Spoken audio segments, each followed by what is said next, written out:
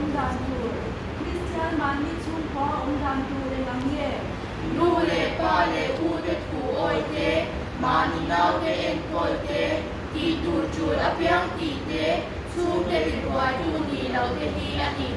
Zena na Christian in tinge a umang ahun ti ta ka si na hun chen te hong tu te thu oi te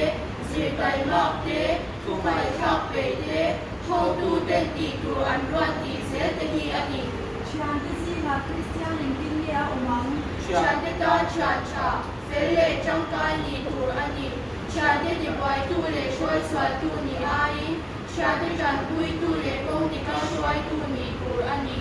ni si na Christian in tinge a umang hoi hong ta ka o tur ani a chu rang ze rang chang kai ni te ai pa sa kyam te Christian se cha ti lan ti ni cha chang tur ani na thon na Christian in tinge a umang Christian cha tai ma tur ani a mani na chan tua la hun ta ka tho zo te dik tak le rin ong ta ka tho te hi Christian ong da tur ani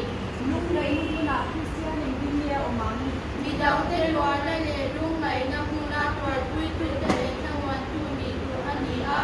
mani twar na le lung nai na hu na ka lu hui na pe se fo tur ani yom na Christian in tinge a umang mi dang te chung cha ma long pui na ti ran tur ani a mani chung cha ma amoi do ka ong tur ani nge le ku chwa ta ka lu la ti a chala